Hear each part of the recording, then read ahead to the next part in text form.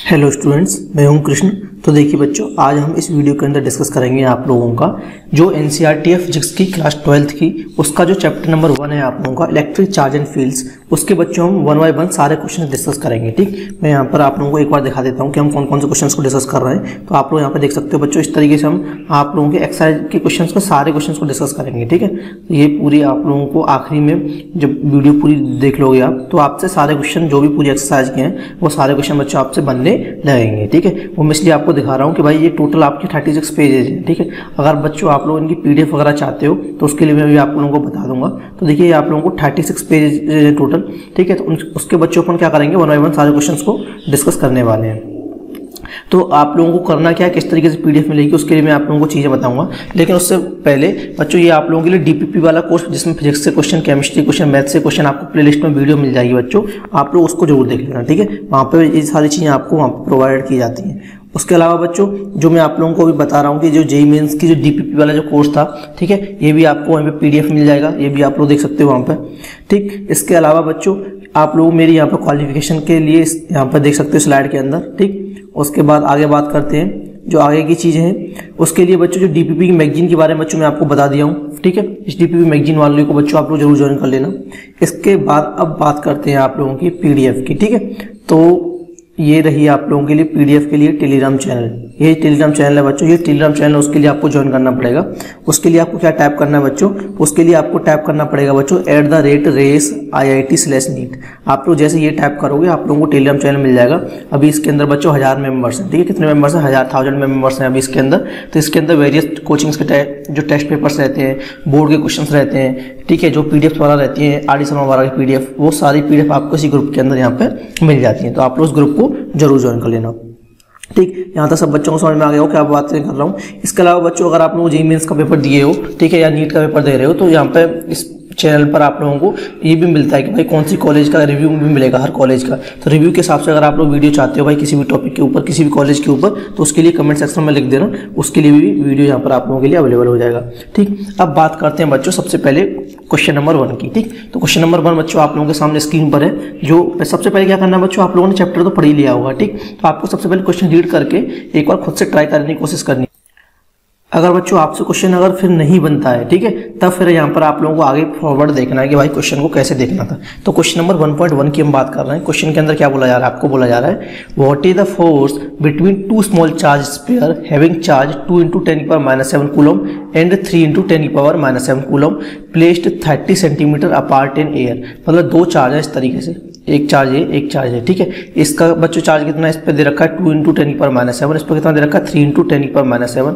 ठीक, और इनके जब कभी बच्चों डिस्टेंस की बात करते हैं तो उसके सेंटर से सेंटर के बीच में डिस्टेंस माना करो आप। ठीक है, डिस्टेंस कितनी दे रखी है 30 सेंटीमीटर अपार्ट दे रखे हैं। तो हमेशा याद रखो बच्चों, फिजिक्स के अंदर सबसे पहले अपने को क्या करना होता है भाई, यूनिट सेम करनी होती है। ठीक है, मतलब तो यहाँ पे सेंटीमीटर उसमें चेंज कर लोगे बच्चों, आप मीटर में चेंज कर लोगे। ठीक, तो देखो आपको क्या निकालना है, फोर्स निकालना है। तो फोर्स का सब बच्चों को यहाँ पे फॉर्मूला पता होगा कि भाई जो फोर्स का फॉर्मूला होता है वो कूलम थ्रो से आता है Q1 Q2 divided by 4πε0 r²।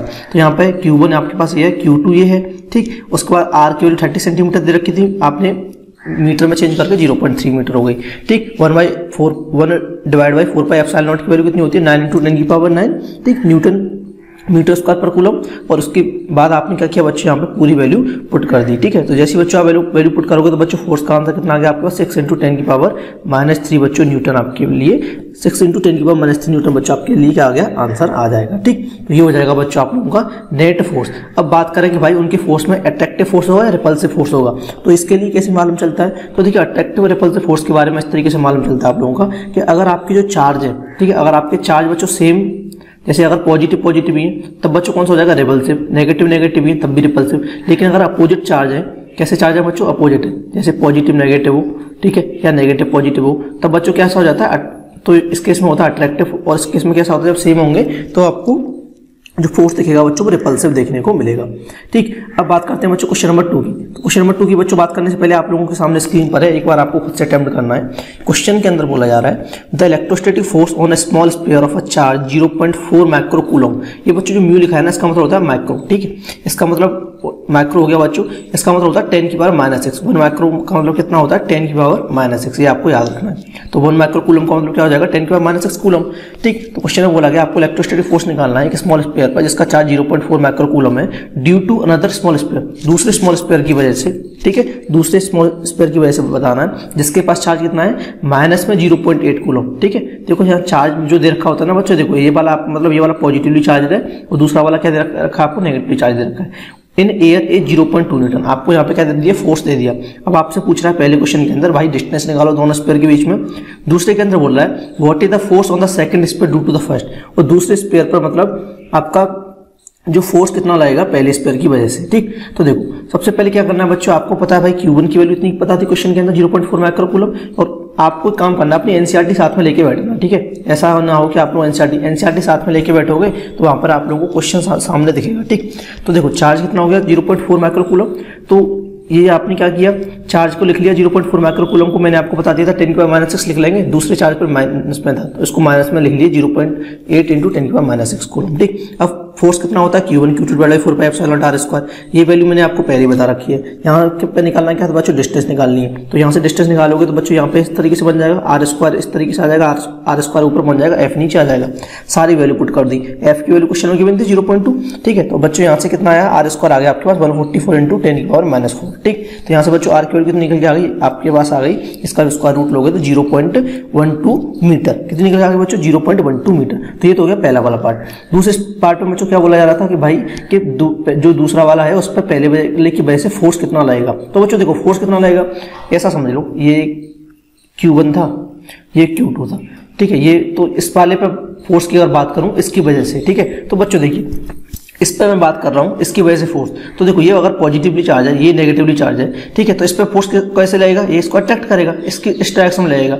ठीक है, और फोर्स की जो फोर्स तो दोनों में क्या दे रखा है बच्चों, पहले वैल्यू दे दी फोर्स की, तो फोर्स क्या रहेगा 0.2 न्यूटन ही रहेगा। कैसा रहेगा 0.2 न्यूटन ही रहेगा। तो कितना फोर्स लगेगा बच्चों, आपका फोर्स लगेगा 0.2 न्यूटन। तो 2 क्वेश्चन हो गए आप लोगों के। अब तीसरा क्वेश्चन बच्चों आप लोगों के सामने स्क्रीन पर है।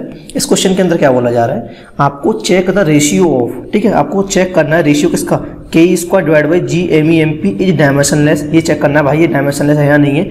Look up a table of physical constant and determine the value of this ratio. ठीक है, फिजिकल कांस्टेंट की टेबल ये बच्चों आपके एनसीईआरटी के अंदर गिवन है। व्हाट इज द रेशियो सिग्निटी, और रेशियो जो क्या है क्या सिग्निटी मतलब क्या इसकी इंपोर्टेंस दिखा रहा है, इस चीज के ऊपर बात की जा रही है। तो रेशियो क्या गिवन था बच्चों, रेशियो गिवन था आप लोगों को Ke²/GME × MP। तो Me क्या है मास ऑफ इलेक्ट्रॉन, MP क्या है मास ऑफ प्रोटॉन, G क्या है G है ग्रेविटेशनल कांस्टेंट जिसकी यूनिट क्या होती है बच्चों आपको पता होनी चाहिए। अगर नहीं पता है तो आप लोग इसको याद कर लेना, ये होती है न्यूटन मीटर स्क्वायर पर kg²। ठीक है, Me MP मैंने बता दिया आपको, यूनिट इनकी क्या होगी kg। E क्या है इलेक्ट्रिक चार्ज की यूनिट क्या होगी बच्चों आपकी होगी कूलम। K क्या है ये कांस्टेंट है। ठीक है, तो यहाँ पे क्या होगा K बराबर है 1/4πε0।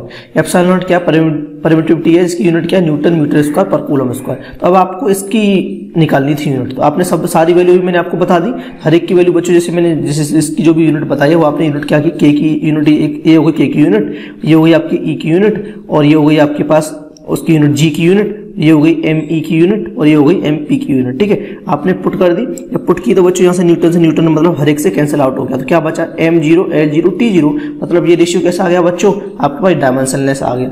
और यही चीज आपको क्या करनी थी प्रूव करनी थी। ठीक है, ये चीज बच्चों क्या करनी थी प्रूव करनी थी। एक बार दूसरी चीज उन्होंने बोल दिया कि भाई न्यूमेरिकल वैल्यू निकाल के बताओ, तो न्यूमेरिकल वैल्यू आपको पता होनी चाहिए सबसे पहले हर एक चीज की। तो G का न्यूमेरिकल वैल्यू इतना होता है 6.67 × 10⁻11। E का न्यूमेरिकल वैल्यू 1.6 × 10⁻19 होता है। ME का वैल्यू 9.1 × 10⁻31 होता है। MP का वैल्यू 1.66 × 10⁻27 होता है। तो बच्चों आपने सारी वैल्यू पुट की तो आंसर क्या आ गया 2.3 × 10⁻39।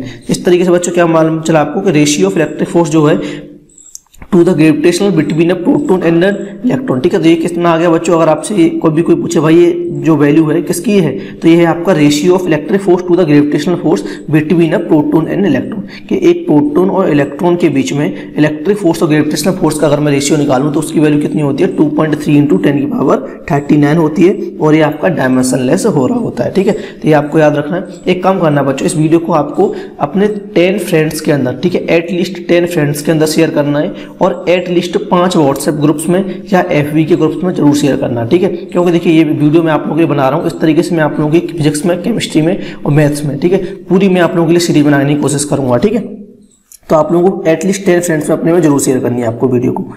अब बात करते हैं बच्चों क्वेश्चन नंबर 4 की। क्वेश्चन नंबर 4 क्या बोल रहा है, इसमें बोला गया है explain the meaning of statement. ये स्टेटमेंट गिवन है electric charge of a body is quantized, कि भाई इलेक्ट्रिक चार्ज जो है किसी भी बॉडी का वो क्या होता है, क्वांटाइज्ड होता है। और ये क्वेश्चन बच्चों आपसे पेपर के अंदर जो आपका सीबीएसई का जब पेपर होगा उसके अंदर स्कूल्स वगैरह में पूछा जाता है और बोर्ड में भी आ जाता है, ठीक है।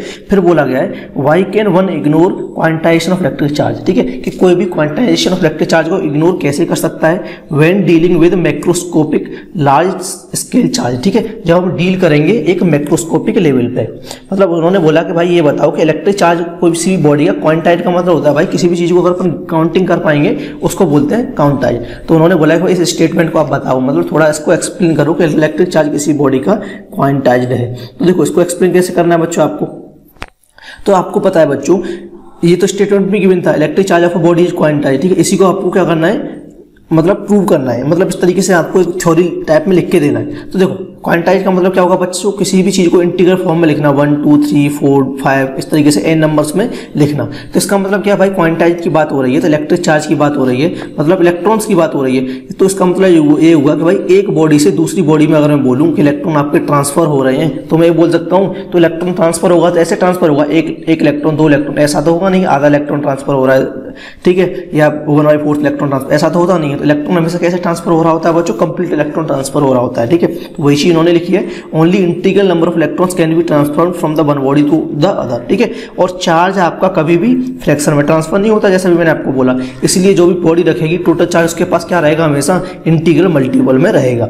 अगर बच्चों यहीं पे फिर सेकंड उसमें क्वेश्चन था कि आपको बोला गया था मैक्रोस्कोपिक लेवल पर अगर आप देखोगे तो चार्ज बच्चों बहुत बड़ा होता है, ठीक है। चार्ज क्या होता है, बहुत बड़ा होता है, ठीक है। चार्ज कैसा होता है बच्चों, बड़ा होता है। इसीलिए मैक्रोस्कोपी लेवल पर भी हम क्या करते हैं, आपको इलेक्ट्रिक जब कोई भी हम जैसे क्वेश्चन भी करेंगे तो इलेक्ट्रिक चार्ज की बच्चों वैल्यू ज्यादा निकल के आती है, ऐसे कम निकल के नहीं आती, ठीक है। और इलेक्ट्रिक चार्ज जब कोई भी फ्लो हो रहा होता है ना, जैसे ये वायर है, इस वायर के अंदर भी बच्चों अगर आपके इलेक्ट्रॉन्स फ्लो हो रहे हैं तो वो इलेक्ट्रॉन्स कैसे हो रहे होते हैं, कंटिन्यूस फ्लो हो रहे होते हैं। तो इलेक्ट्रॉन्स कंटिन्यूस फ्लो हो रहे होते हैं, इसका मतलब क्या होता है, इलेक्ट्रिक चार्ज भी कैसा होता है आपका, कंटिन्यूस आपको देखने को मिलेगा, ठीक है।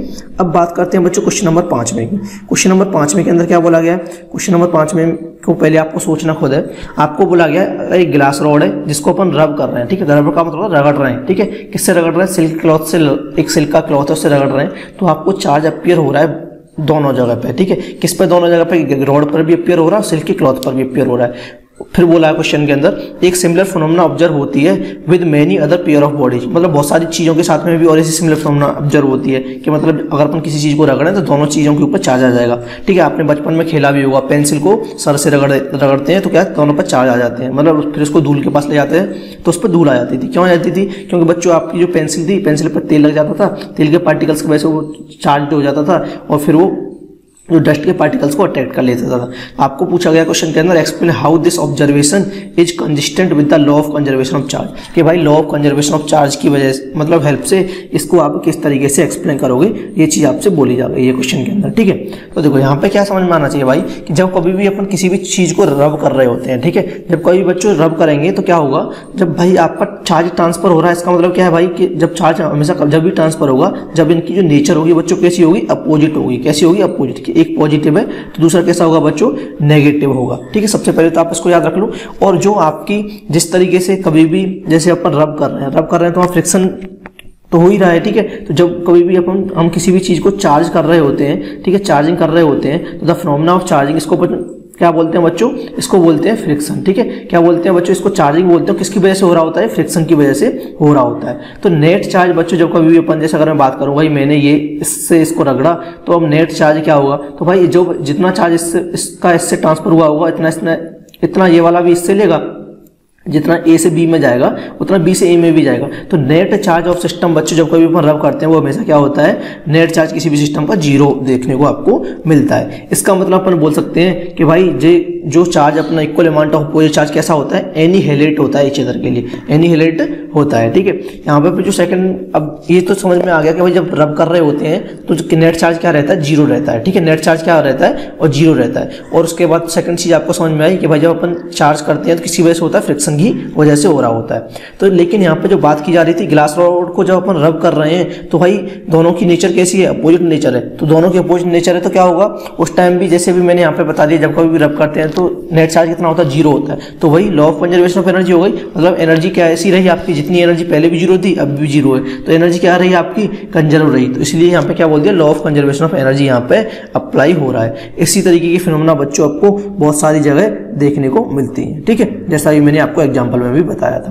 क्वेश्चन नंबर 1.6 की बात करते हैं, बहुत अच्छा क्वेश्चन है, ठीक है। क्वेश्चन के अंदर बोला जा रहा है भाई 4 पॉइंट चार्ज है, QA बराबर 2 माइक्रोकूलम, QB बराबर -5 माइक्रोकूलम, QC बराबर 2 माइक्रोकूलम, QD बराबर -5 माइक्रोकूलम, ठीक है। सेंटर ऑफ स्क्वायर ABCD पर रखे हुए हैं और जिसका साइड कितनी है 10 सेंटीमीटर। आपको बोला गया what is the force on a charge of 1 microcoulomb placed at the centre of the square, ठीक है। आपको बताना है कि भाई जो सेंटर पे जो एक माइक्रोकूलम का जो चार्ज रखा है ना, ये जो सेंटर ऑफ 1 माइक्रोकूलम का चार्ज रखा है, इस पर कितना फोर्स लग रहा है, ठीक है। बाकी जो आपने मैंने यहाँ पे ABCD ये लिख लिए, A पे रख रखा है +2 माइक्रोकूलम, B पे रख लिया -5 माइक्रोकूलम, C पे रख लिया +2 माइक्रोकूलम, ठीक है। इसी तरीके से बच्चों D पे कितना रख लिया, -5 माइक्रोकूलम मैंने यहाँ पे रख लिया है। किसी बच्चे को दिक्कत नहीं होगी। अब बात कहाँ पे हो रही है बच्चों, O पर निकालना है आपको चार्ज, ठीक है। तो चार्ज मतलब चार्ज नहीं निकालना, फोर्स निकालना है। फोर्स का फॉर्मूला क्या होता है, कूलम चलो Q1 Q2 divide by R² × K, ये होता है। तो बच्चों देखो आपको R निकालना है बस, क्योंकि ये डिस्टेंस निकालनी है इन दोनों के बीच की। तो ये कैसा हो गया बच्चों, स्क्वायर दे रखा है, स्क्वायर दे रखा है तो डिस्टेंस आप आराम से निकाल लोगे।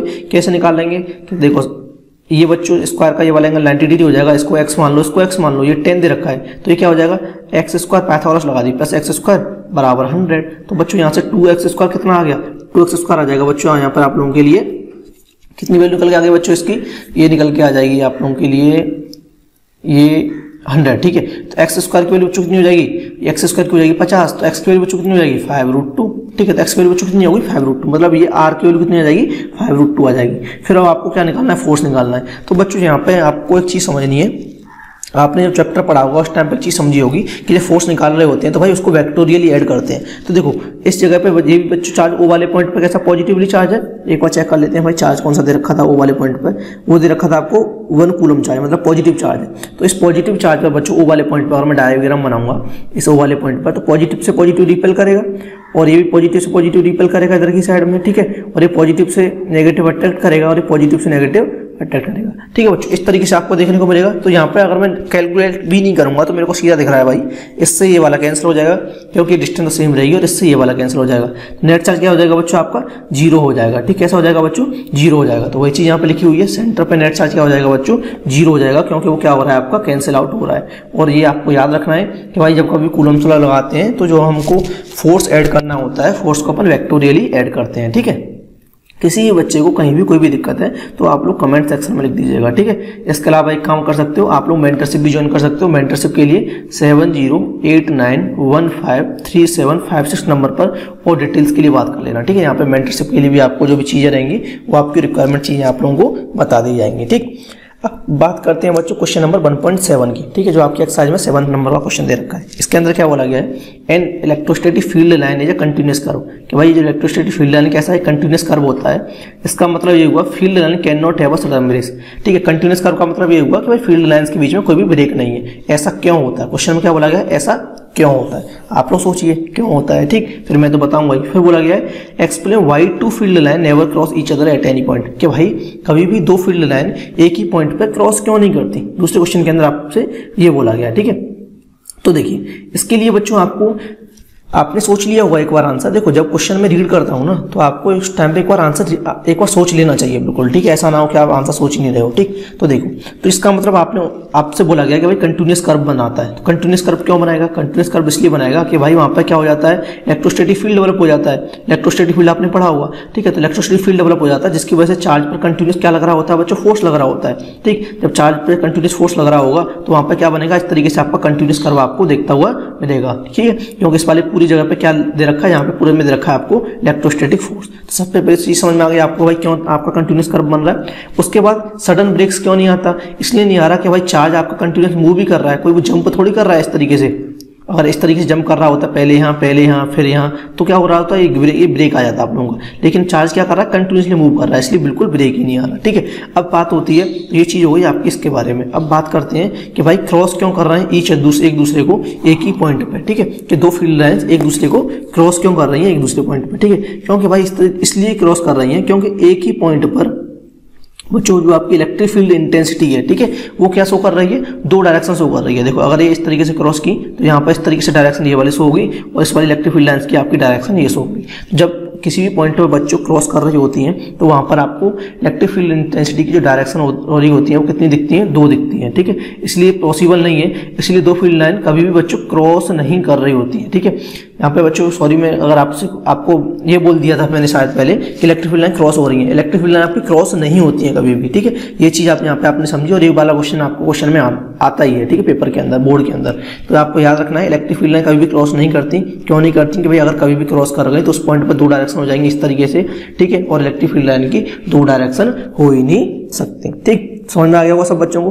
अब बात करते हैं क्वेश्चन नंबर 1.8 की। क्वेश्चन 1.8 के अंदर बच्चों को क्या बोला जा रहा है कि भाई दो पॉइंट चार्ज है, q A 3 microcoulomb, q B -3 microcoulomb, located कितने हैं 20 सेंटीमीटर दूर है इन वैक्यूम में। तो आपको निकालना है electric field at the mid point O of the line A B joining the two charge, ठीक है। आपको निकालना है बच्चों इलेक्ट्रिक फील्ड इन दोनों के मिड पॉइंट पर, ठीक है। और ये दोनों की डिस्टेंस कितनी दे रखी है 20 सेंटीमीटर। अभी हम पूरा चीज देखेंगे, आपको परेशान होने की जरूरत नहीं है, ठीक है। फिर बोला गया आपको इसी क्वेश्चन में आगे, अगर आप नेगेटिव टेस्ट चार्ज मैग्नीट्यूड इसका इतना है, अगर आपको उस पॉइंट पर रख दोगे जहां पर मिड पॉइंट है तो कितना फोर्स एक्सपीरियंस रहेगा जो टेस्ट चार्ज लिया आपने उसके ऊपर। तो पहले तो हम ये बात कर लेते हैं भाई इलेक्ट्रिक फील्ड कितना लगेगा उसके मिड पॉइंट पर, ठीक है। तो देखो ये हमने क्या बना लिया बच्चों, डायग्राम बना लिया, किसी बच्चों को दिक्कत नहीं होगी यहाँ तक डायग्राम में, ठीक है। तो ये क्या बना लिया बच्चों, डायग्राम बना लिया, 3 माइक्रोकूलम रख लिया, यहाँ पे -3 माइक्रोकूलम रख लिया, ये बीच में रख लिया ओ, दोनों के बीच में डिस्टेंस कितनी है 20 सेंटीमीटर। मीटर में चेंज करेंगे कितनी हो जाएगी 0.2 मीटर। यहाँ तक किसी बच्चे को दिक्कत नहीं होगी, ठीक है। जब आपने इतना कर लिया बच्चों तो अब क्या करना था आपको, इलेक्ट्रिक फील्ड इंटेंसिटी निकालनी थी शायद, क्या निकालना था, इलेक्ट्रिक फील्ड क्या निकालना है एक बार चेक कर लेते हैं अपन।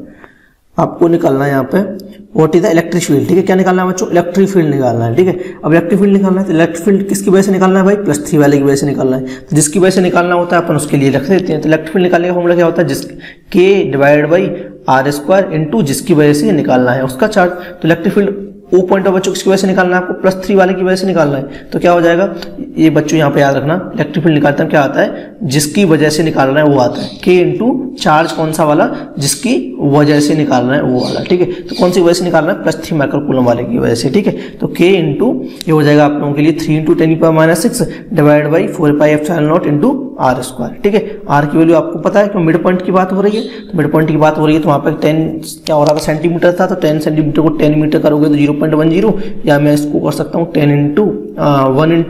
10 × 10⁻², इस तरीके से भी लिख सकता हूँ, ठीक है।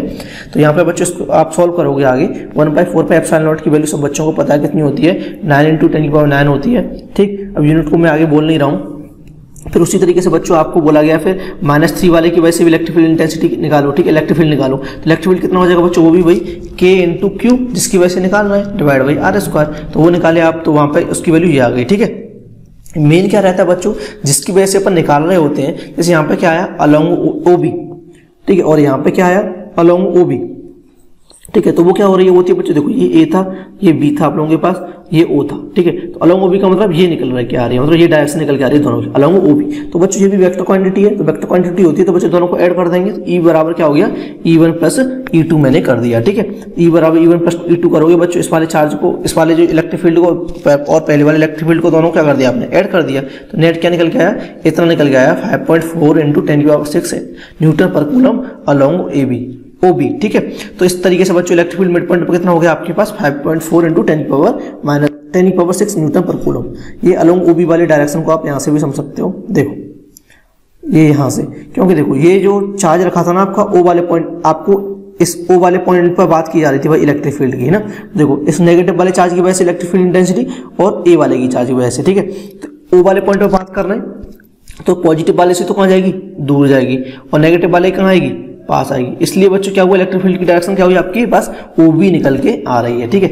अब सेकंड क्वेश्चन की बात करते हैं, इसके अंदर बोला जा रहा है कि भाई नेगेटिव टेस्ट चार्ज अगर आप 1.5 × 10⁻⁻⁹ का लिख दोगे तो कितना फोर्स एक्सपीरियंस होगा। तो यहाँ पर जब कोई भी चार्ज रख दोगे, यहाँ पे अब ये A हो गया, ये B हो गया, अब इस O पॉइंट पर आप नेगेटिव चार्ज रख दोगे और यहाँ पॉजिटिव चार्ज है, यहाँ नेगेटिव चार्ज है, तो क्या होगा, ये एक दूसरे को अट्रैक्ट करेंगे और एक दूसरे को रिपेल करेंगे, तो अभी नेट फोर्स आपका ये वाला बन जाएगा। ठीक है, और वही क्या करना पड़ेगा आपको, फॉर्मूले के अंदर वैल्यू को पुट करना पड़ेगा। ठीक, तो देखिए वैल्यू को पुट करेंगे तो यहाँ पे आपको आराम से आप फोर्स को समझ जाओगे भाई फोर्स कितना निकल के आ रहा है। ठीक, अब फोर्स निकालने के लिए क्या दो फॉर्मूले यहाँ पे आप लोगों के पास, एक तो आपने पढ़ा है Q1 Q2 upon R square into के, और दूसरा फॉर्मूला क्या होता है ये भी पढ़ा होगा आप लोगों ने, फोर्स बराबर Q इंटू ई। ई क्या होता है, इलेक्ट्रिक फील्ड होता है। और देखो फॉर्मूला यहाँ से ये बन गया, क्योंकि ये Q तो रहेगा ही रहेगा, ठीक है, जिस फोर्स निकाल रहे हैं वो, और ई क्या होता है, K इंटू जिस चार्ज की वजह से electric field divide by R square, तो वही फॉर्मूला बन जाता है K Q1 Q2 अपन R स्क्वायर। तो आप या तो फोर्स बराबर Q इंटू ई लगाओ या फोर्स बराबर कूलम्ब लॉ लगा दो, तो आपका भी क्वेश्चन सेम होगा। ठीक है, तो इलेक्ट्रिक फील्ड यहाँ पे आप लोगों के पास आ गया कि भाई ए वाले इस वाले पॉइंट पे इलेक्ट्रिक फील्ड, तो आपको पता है कितना है भाई, नेट इलेक्ट्रिक फील्ड है आपके पास OB डायरेक्शन में 5.4 इंटू 10�6। तो ई की वैल्यू आपने पुट कर दी, चार्ज की वैल्यू आपको पता है, तो बच्चों फोर्स क्या आ गया, ये आ गया। ठीक है, अब फोर्स की डायरेक्शन क्या आई बच्चों, वो अलॉन्ग OA डायरेक्शन आएगी, क्योंकि वो मैंने आपको बता दी कि भाई इस डायरेक्शन में आपका फोर्स निकल के आ रहा था। ठीक है, यहाँ तक किसी बच्चे को दिक्कत नहीं होगी।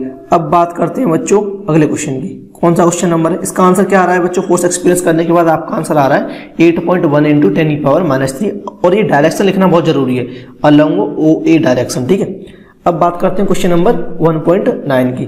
1.9 के अंदर क्या बोला जा रहा है, आपको बोला जा रहा है बच्चों a system has two charge. ठीक है, दो चार्ज है उसके पास, QA बराबर 2.5 इंटू 10⁻⁷ कूलम, QB बराबर -2.5 इंटू 10⁻⁷ कूलम, जो लोकेटेड है एट अ पॉइंट A। ठीक है, कौन से पॉइंट पर लोकेटेड है बच्चों, A पॉइंट पर, 0,0 इंटू -15 सेंटीमीटर। B आपको दे रखा है, B के कोऑर्डिनेट ये दे रखे हैं।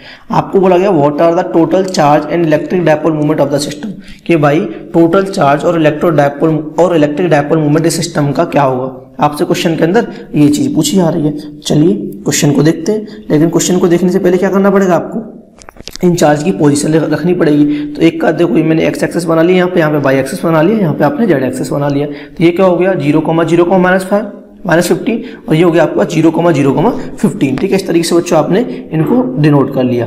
अब QA कितना दे रखा है 2.5 इंटू 10⁻⁷, QB कितना दे रखा है -2.5 इंटू 10⁻⁷ कूलम। तो बच्चों टोटल चार्ज कितना हो गया सिस्टम पे 0, क्योंकि पॉजिटिव नेगेटिव 0 हो गया।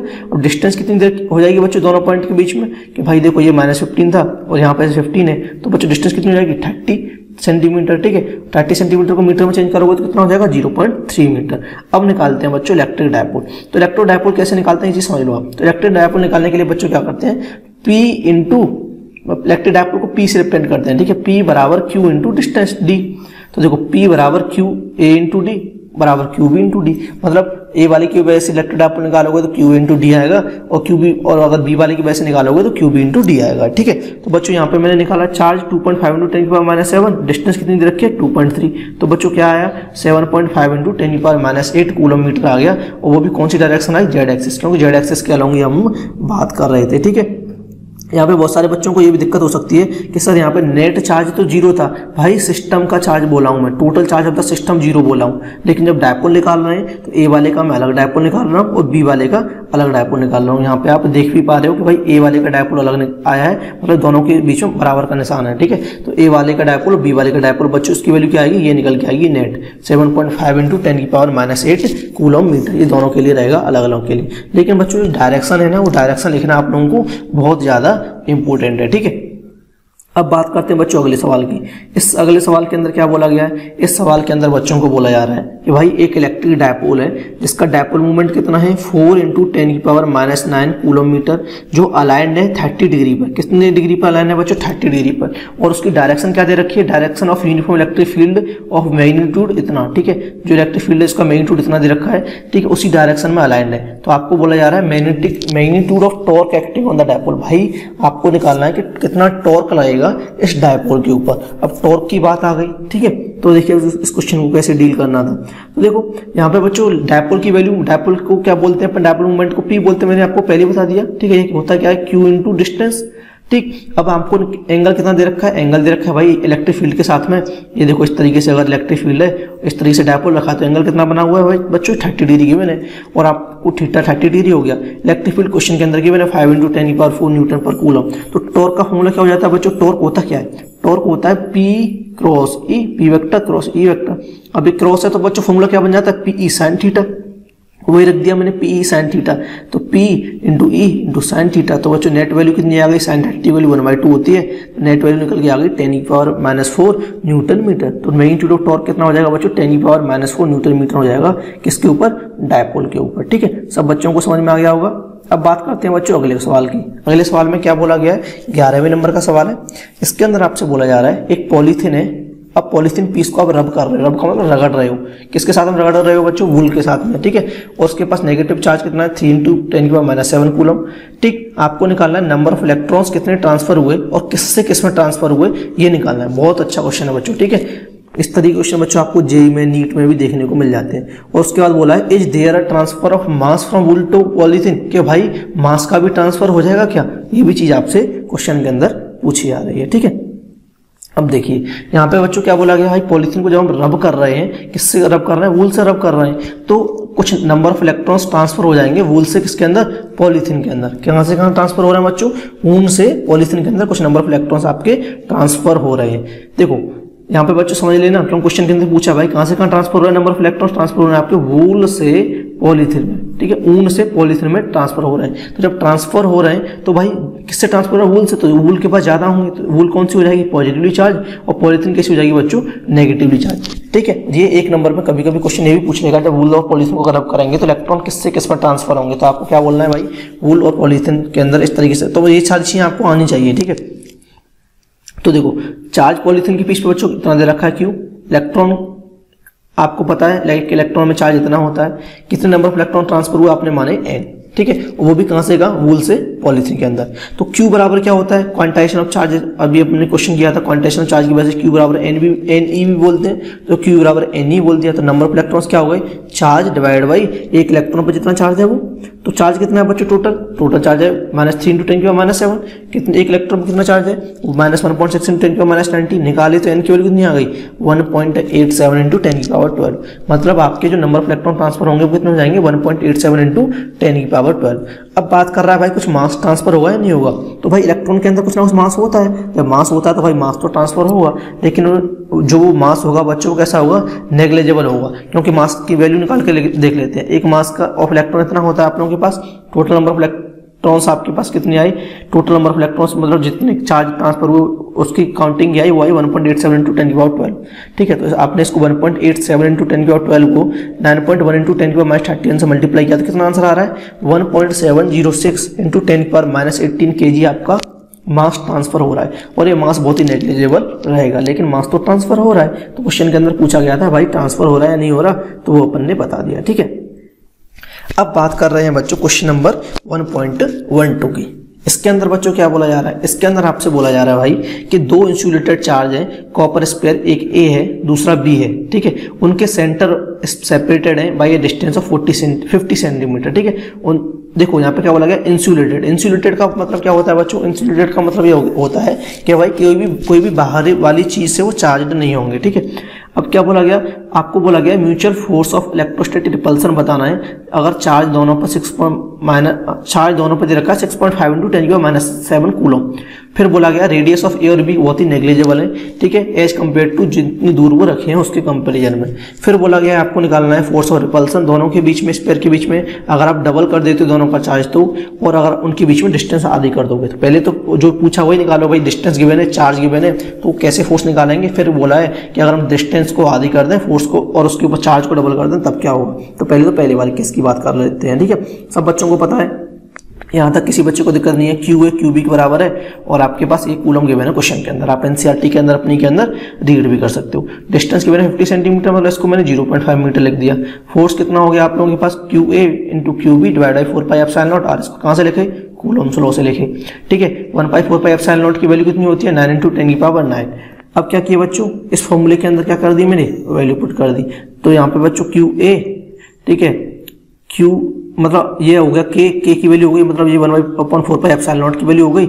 ये आपके चार्ज दोनों बराबर हैं, तो क्यू स्क्वायर हो गया डिवाइड बाई आर स्क्वायर कर दिए। तो बच्चों आंसर क्या निकल के आपके पास फोर्स निकल के आया 1.52 इंटू 10⁻⁻2 न्यूटन। ठीक है, अब बच्चों क्या बोला जा रहा है कि अगर हम डिस्टेंस को आधी कर दें, अब क्या बोला जा रहा है, डिस्टेंस को आधी कर दें और डबल कर दें चार्ज को। ठीक है, चार्ज को डबल करना है, चार्ज को डबल करोगे तो 2 से मल्टीप्लाई कर दिया, 2 इंटू 6.5 इंटू 10⁻⁷ तो कितना होना 1.3 इंटू 10⁻⁶। और डिस्टेंस को बच्चों क्या कर देंगे, अपन आधी कर देंगे। डिस्टेंस को आधी किए तो कितना बना 0.5 डिवाइड बाई 2 मतलब 0.25 मीटर डिस्टेंस बनी। तो ये फोर्स बना बच्चों आपके पास। इस फोर्स के अंदर बच्चों क्या करेंगे, क्यू वाला डबल आपने रख दिया 1.3 इंटू 10⁻⁶ ये हो गया, और आर की वैल्यू बच्चों आपने आधी करके 0.25 का होल स्क्वायर लिख दी। तो आंसर क्या निकल के आया 0.243 न्यूटन। तो बच्चों force between the two sphere कितना हो गया आपको देखने को मिला 0.243 न्यूटन आपको फोर्स देखने को मिला। ठीक है, अब बात करते हैं बच्चों 30 नंबर वाले क्वेश्चन की। ठीक है, इस क्वेश्चन के अंदर आपसे क्या बोला जा रहा है, आपसे बोला जा रहा है बच्चों, सपोज कीजिए एक स्पेयर ए है, दूसरा बी है, इन एक्सरसाइज 1.12 है वो आइडेंटिकल साइज। ये एक्सरसाइज के अंदर ही क्वेश्चन जो गिवन था अभी आपको 1.12 वाला, इसी के अंदर बोला जा रहा है कि मानो वही सेम स्पेयर है, और अगर आप एक तीसरा स्पेयर ला के रख देते हो सेम साइज का बट अनचार्ज, लेकिन वो स्पेयर कैसा है, अनचार्ज है, in brought in contact with the first, पहले तो उसको पहले वाले कॉन्टैक्ट में लाते हो, फिर then brought in contact with the second, फिर उसको सेकंड वाले कॉन्टैक्ट में लाते हो, फिर फाइनली रिमूव कर देते हो दोनों को। तो आपको बोला गया न्यू फोर्स ऑफ रिपल्सन बताओ ए और बी के बीच में। बहुत अच्छा क्वेश्चन है बच्चों। ठीक है, जेईई के अंदर भी इस तरह के क्वेश्चन पूछे जाते हैं, इसलिए आपको इस तरह के क्वेश्चंस को करना आना चाहिए। आपसे बोला गया भाई नया फोर्स ऑफ रिपल्सन बताओ। ठीक है, चलिए करते हैं क्वेश्चन को। तो देखिए इस पर तो जो भी अपने लास्ट क्वेश्चन में किए थे वही है, तो डिस्टेंस तो कितनी हो जाएगी सेम, मतलब आपको क्वेश्चन में आर बराबर 0.5, ठीक है, मीटर, क्यू बराबर ये हो गया। अगर बच्चों में स्पेयर ए को, अगर मैं स्पेयर ए को टच करता हूँ अनचार्ज स्पेयर सी से, ठीक है, ये स्पेयर ए है, ये स्पेयर बी है, और अगर मैं कोई स्पेयर सी को लाता हूँ और इसको इससे टच करूंगा, ठीक है, तो क्या होगा, अगर इसके पास क्यू चार्ज था, ठीक है, स्टार्टिंग में, तो अब जब इनको टच कर दिया तो दोनों क्या कर देंगे, इक्वली डिस्ट्रीब्यूटेड चार्ज हो जाता है, आपको पता है। ठीक है, अगर ये चीज नहीं पता तो याद रखिए, चार्ज क्या होता है, इक्वली डिस्ट्रीब्यूटेड। ए और सी दोनों के पास क्या हो जाएगा, इसके पास भी Q/2 हो जाएगा और सी के पास भी Q/2 हो जाएगा। तो दोनों के पास कितना चार्ज हो गया बच्चों, Q/2 हो गया। अब मैं क्या करूँ, इस सी को अब मैं किससे कॉन्टैक्ट कर लाऊंगा, बी से कॉन्टैक्ट में लाऊंगा। तब बच्चों क्या होगा, अब इनके बीच में फिर कितना हो जाएगा, इक्वली डिस्ट्रीब्यूटेड हो जाएगा चार्ज। तो वो इक्वली डिस्ट्रीब्यूटेड चार्ज कितना होगा, वो चीज यहाँ पे आप समझ लो। तो वो कितना होगा आप लोगों के पास, तो Q/2, देखो ये सी था और ये आपके पास बी है, इसके बाद बी के पास क्यू है और ये आपके पास ए था, तो ए से ए को आपने टच कर दिया तो Q/2 बचा इसके पास, अब इसके पास Q/2 हो गया।